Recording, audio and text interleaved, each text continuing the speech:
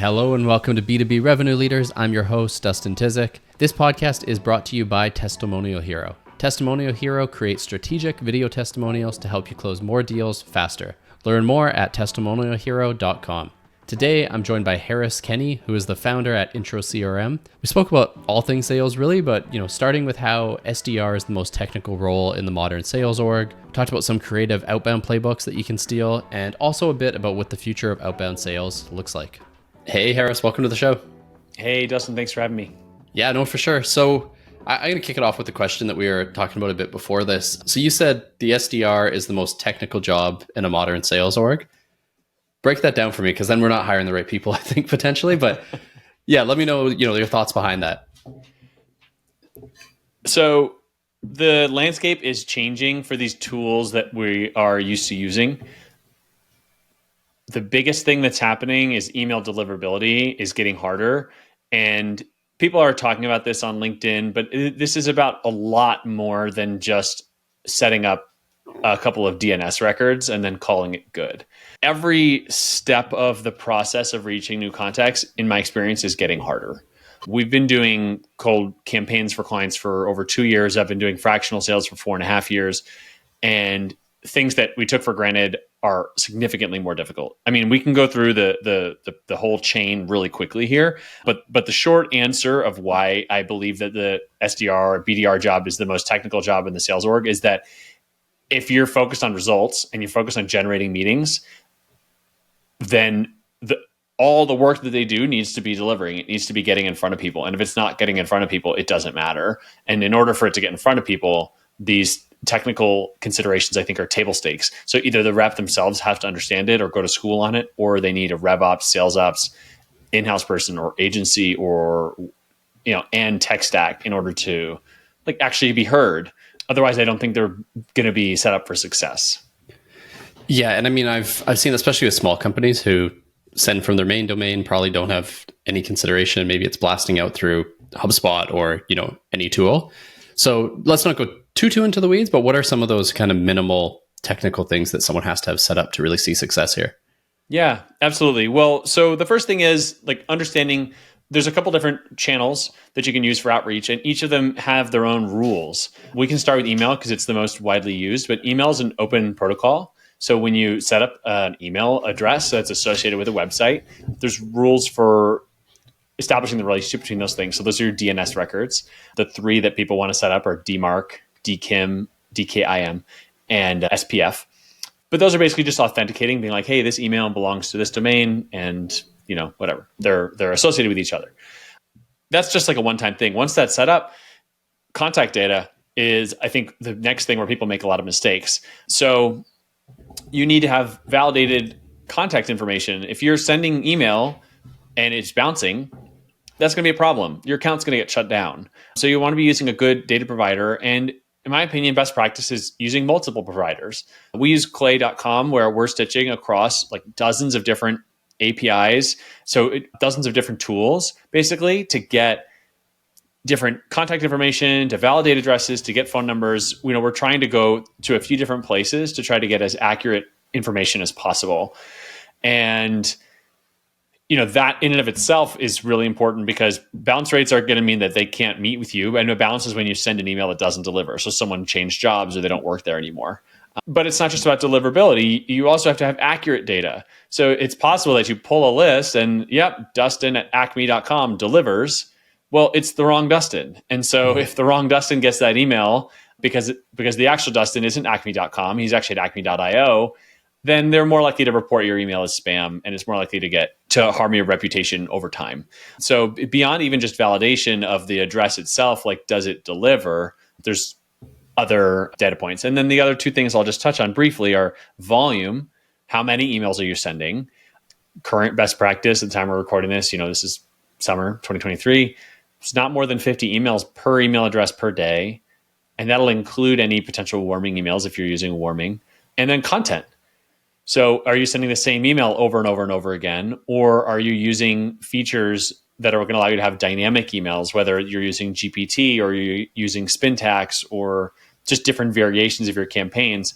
The easiest way to understand this is imagining the worst possible way to do it, which is rep gets hired, they get their email address from their company, which is the main domain. They just start getting, they don't set up with the records correctly. They get junky emails. And then they start sending out thousands of the same email within a day. Like that account will get locked. And so those would be the steps to think about how to solve it. And it's changing all the time. By the time we release this, something will be different. And so I guess my core belief here is that it's really hard. And if you're not dedicating resources to understanding it, you should adjust your forecast, appropriately. Yeah. And I think I like how you ended that on adjusting the forecast, because I think the whole motion in general has changed aside from deliverability, just the success rate, the amount of replies you're going to get. We were talking before, judging my inbox, I'm getting more emails now than ever, and most of them aren't relevant and have nothing to do with me. So it seems like, it's harder to cut through the noise and actually hit the metrics you need to make the math work. So I'm curious what you're seeing out there, especially with implementing, AI and different technology to drive costs down while still, sending out a quality content or piece of content. Yeah, for sure. Well, the most interesting thing I think is that the most experienced cold emailers that I work with, and it's a small world of people that do this stuff, that talk to each other. Yeah. Open rates, just like as a table stake, assumption should be that they are not really worth relying on. There's a lot of things that are affecting how open rates are calculated. And so when you measure success, really the thing that we focus on is positive reply. And the assumption in that positive reply is that the emails that are being sent are delivering. And so you can briefly monitor open rate. You can use a tool like Glock apps to monitor the health of your domain and look at blacklists and things like that. But reply rates, and if you're getting between 5 and 10% positive reply rate, you're really onto something with your campaign. Now, we've seen client campaigns that have gotten like 20, 30% reply rates. And when that's happening, it's because there's a moment. Something is happening. There's some shift in the market. A competitor is raising prices, a new regulation or rule came out, or a platform shift. There are times when cold email is the best way to strike when the iron is hot, and you can just go to the moon with some of these statistics that you normally track. But on like a day-to-day type of campaign where you're trying to find an intent signal, or you're trying just to find the right ICP fit, the modal campaign, like if you put all of the campaigns run in the world in a bucket and you just grabbed one, the highest number of those are going to be 0%, rounded up. Yeah. And so, you probably assume like it's not going to work. And this will change if you're doing calling. It'll change with LinkedIn, and we can touch on those. But email is the most kind of widely done. So I think it's the easiest to talk about because people have reference points for it.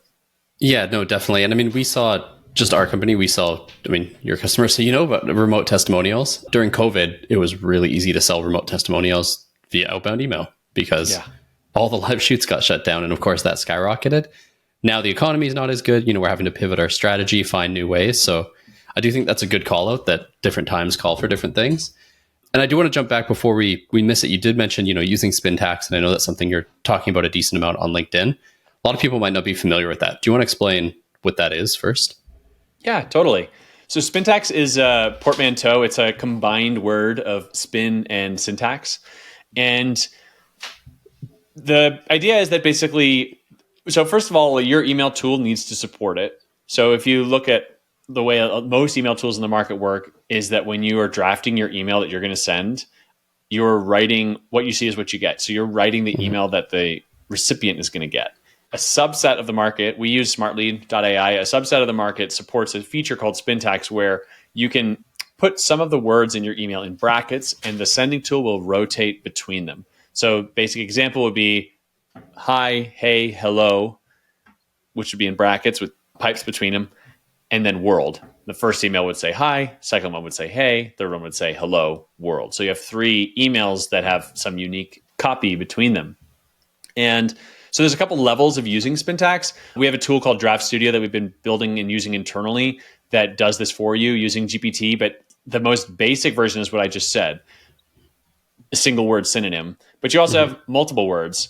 So, you could say hi, but then in a synonym for hi could be like, how's it going? Or whatever, good morning or things like that, where you go from a single word to multiple words. You can also have spin tax within punctuation. So at the end of your email, instead of just thanks, comma, It could be thanks, comma, thanks, dash, thanks, M dash, thanks, exclamation point. So you can have spin tags on punctuation, and then you can also use spin tags to have, I don't know like what a term is for this, but if you think about like your shape of your emails, if you have like 2 sentences, 1 sentence, 1 sentence, or whatever, you could use spin tags to have like the similar meaning, but maybe a much shorter version of a sentence. So maybe like one word in the pipes would be like, let me know. And a second variation of that would be, let me know what you think, comma, we'd really love to work with your team, period. And so now like you can imagine that when it comes to getting through filters and getting through Google and Microsoft filters and things like that, the more variation you have, the more difficult it's going to be for the emails to be flagged, basically. Ultimately, if you're not getting replies, if you're not sending emails that people want, it's not going to work. So you can only do so many of these tactics. They're only going to get you so far. But if you do have campaigns that are interesting and you do have an offer like, a really good service like Testimonial Hero, right? And you're doing these great testimonials and you have a sense of who your market is, then these things can give you an edge where they can give you a lift of 15, 30% improved deliverability, in which case it's worth it. So these alone won't get you there, but if what you're doing is worthwhile, then they can drive better results. Yeah, no, that makes sense. And, maybe it's because I've worked in marketing for a long time, but I also went to, in my head at least, you're testing all these different variants. There might just be different sign-offs that work better for unexplainable reasons, especially if you're at high volume. So is that part of the process as well? Get through the filters, but also test different variants and see what's playing out and what's working. Oh yeah, for sure. Totally. And I think that's the biggest thing with, we consider each campaign as a hypothesis. Yeah. And we're just testing. We don't know. It's a really, really hard way to acquire customers. But when it works, it's the best. It's like, feels like you're printing money. Yeah, no, exactly. You mentioned Clay as well. So I do want to dive into some specific things you're testing there, because I was on the trial or the beta or whatever it is playing with it. And it's kind of like endless ability to test things that weren't possible before. And we did a couple. One totally flopped, one worked great. So I'm curious what you're seeing there. Any campaigns you're building there using AI that are, working quite well? Yeah, absolutely. Well, so they have AI baked into lots of different parts of the product. So if anyone's not familiar, clay.com, it's basically like a spreadsheet tool that allows you to connect to tons of other databases to get data. And within it also has a lot of power features. So, for example, they have an AI formula generator within Clay that you can use to generate regular expressions or regex to like parse out data. So if you have a column of full names, you can generate some regex to just give me the first name and the last name and break them out. And I got a funny message from someone on their team in Slack of being like, hey, you're like one of the most prolific users of this formula generator. I'm like, I don't know if that's like good or if it's embarrassing, because I should just learn how to do this myself. But you do not need to be a developer to use their tool, use AI within their tool to do powerful stuff. So whether that's regular expressions or they have ChatGPT, and there's a couple different ways of generating. We just did this for a client. This campaign, I have to give credit to Eric Noslaki, who works for Clay and then also has an agency, Growth Engine X, and he is just awesome and he shares a ton.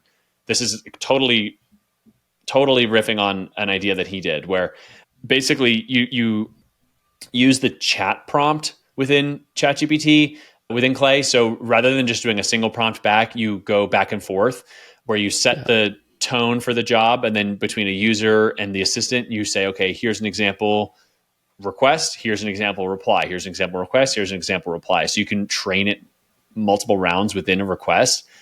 And we have a client who does like an alternative financing lender. So a lot of small businesses like can't get a line of credit because they don't have the types of things that banks want, but they have a perfectly healthy business. They just don't check all the boxes that banks want. And so we ran a campaign where for a list of manufacturers, small manufacturers, we had GPT suggest ways that we thought that company could deploy capital if they had access to it. And the recommendations were really good.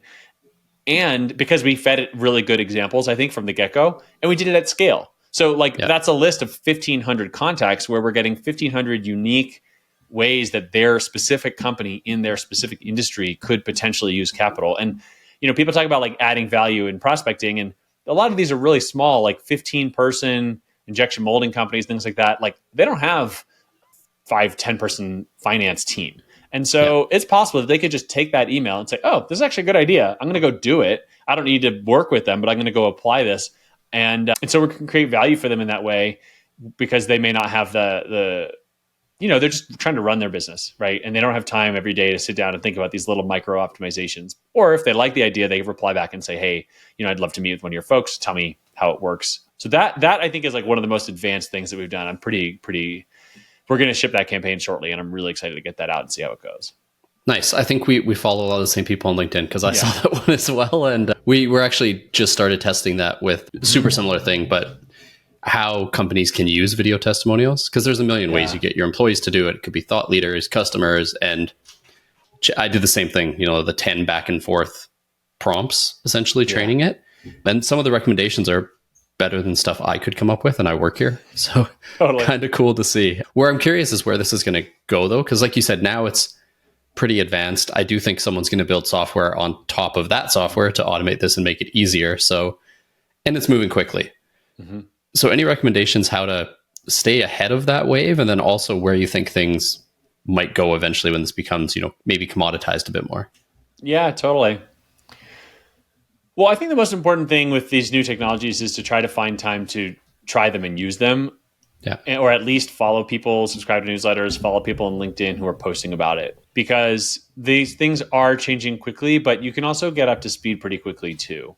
Because none of this stuff is that old, Mm-hmm. And so it's like, even if you've never done anything in ChatGPT before, if you run a prompt, well, the person who's done it, the person who's done it the longest probably hasn't done it for more than a year, kind of thing. Yeah. So the learning curve, I would say, like, you just kind of have to throw yourself into it, and you can pick things up faster than you think.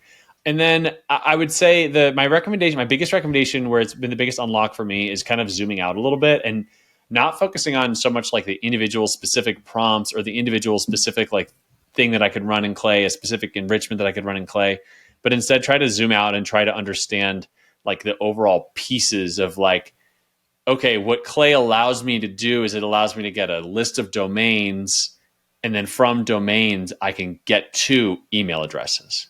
Mm-hmm. Okay, so now my question should be, what are lists I could build today now if I only had domains? What are lead sources I could go to where I only get domains, like maybe companies that are exhibiting at a trade show conference, whereas before my requirement to build a list was, well, they have to be in my database because I need to have not only the company, but the contact and the email address all in one place.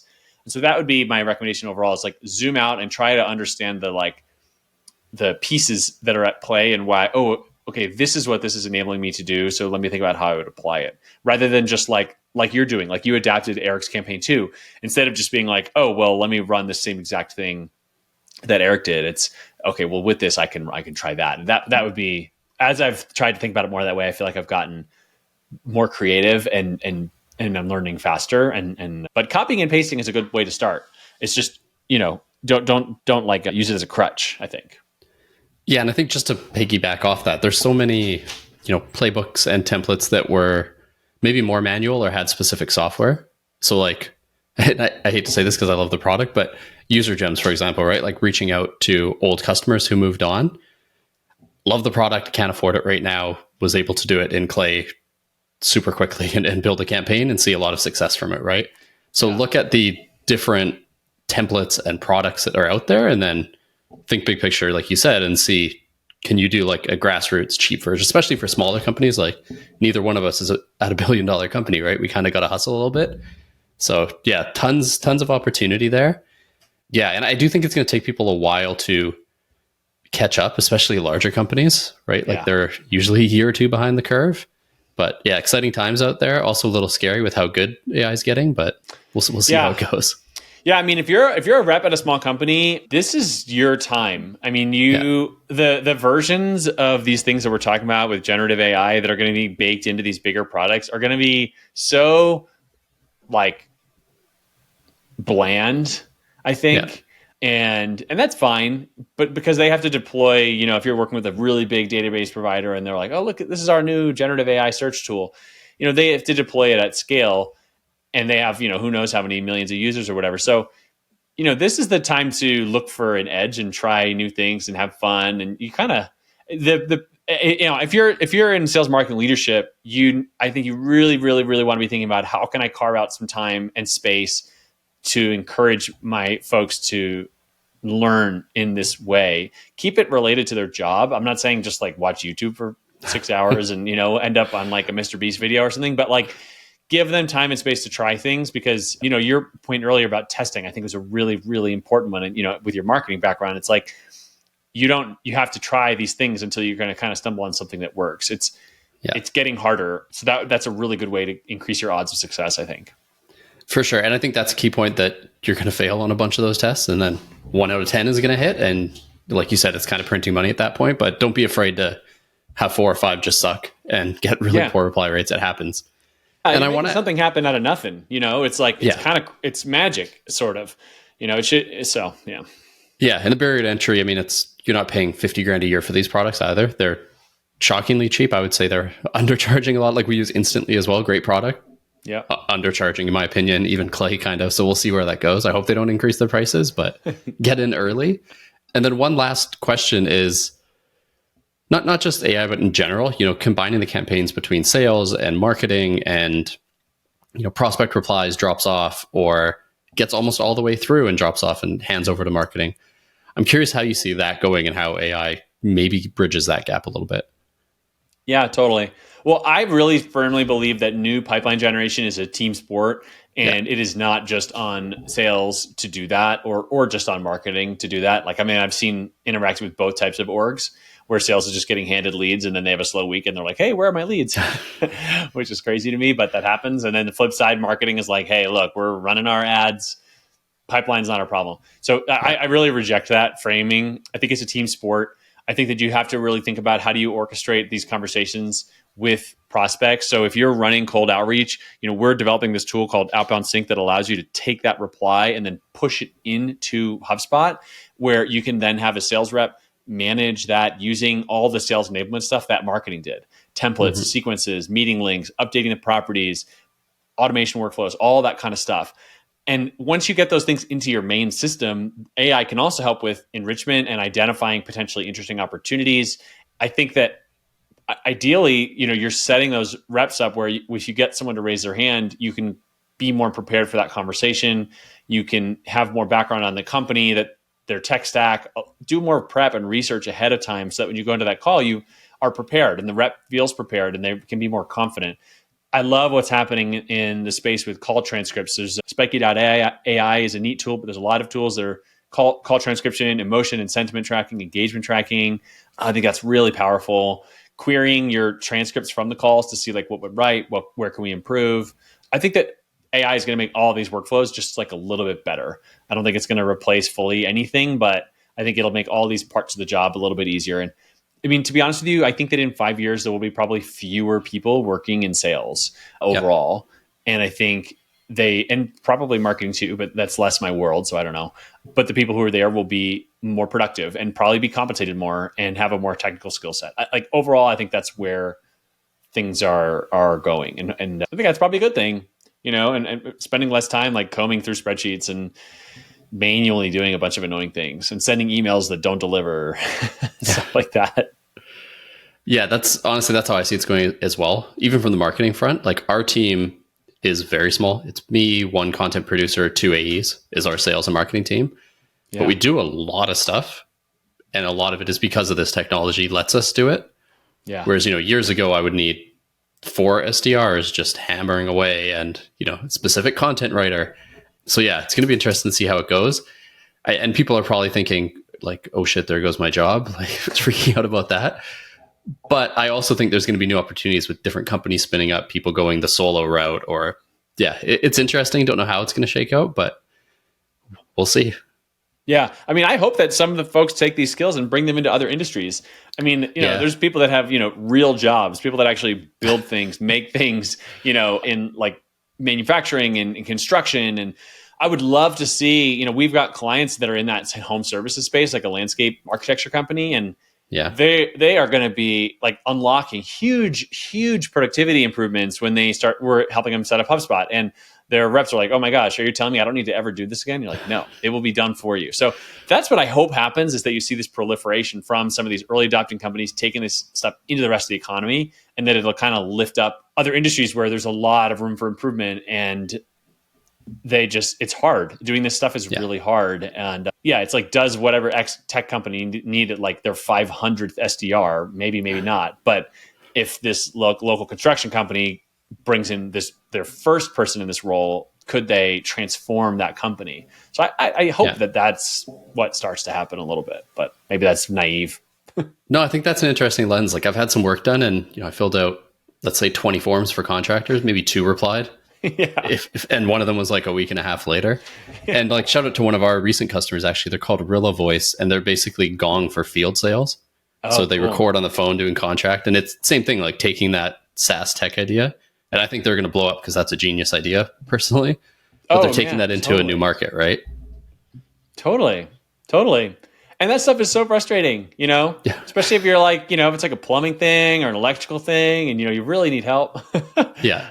Because it's hard. Those are technical trade skills are really tough, and you can't just like hire more if a company can't afford them, or if they're not coming out of school or whatever. And so it's a way to maybe relieve some pressure on those companies when, those people, their jobs are tough and they're super specialized. So I don't know. We'll see. Yeah. But that's a really cool, that field sales thing. That makes a ton of sense to me. Yeah, I know. It's one of those ideas you hear and you're like, I wish I would have thought of that. It's what I hear those daily now, it seems. But Harris, thanks for joining me on the show. We talked about Spintax, AI, sales enablement, a whole whack of things. And I know you talk about a lot of this on LinkedIn. So let people know if that's the best place to reach out, or if they should go somewhere else to learn more. Yeah, LinkedIn's great. You can find me, Harris Kenny. I also have a podcast, Pipeline Meeting, and would love to know what people think. I mean, I like to learn out loud about this stuff. I'm constantly doing things wrong and changing my mind. So if you disagree very much with anything I said, please tell me, maybe nicely, but tell me, and I'd love to learn from folks. So thanks for the opportunity. Cool. Yeah, thanks for joining me. And for listeners, I'll have that link in the description. But Harris, thanks again. That was fun. Super. Thanks. Thanks for listening to this episode. My key takeaway is just how quickly things are moving and how important it is to hop on new ideas and at least test them. They might not work, I don't know, but it's always worth a shot. So for example, that AI generated email idea that Harris and I are both testing, that was a really popular LinkedIn post in the sales community. Thousands and thousands of people viewed that, I'm sure. I bet only a handful actually hopped on it and are testing it. And if it works, they're going to be the ones who benefit from it. So pick up new ideas as quickly as you can, roll them out as fast as you can, because things are changing quickly. If you enjoyed the episode, you can head on over to Apple Podcasts, Spotify, or wherever you get your podcasts and hit subscribe. And as always, I'll be back Tuesday with a new episode.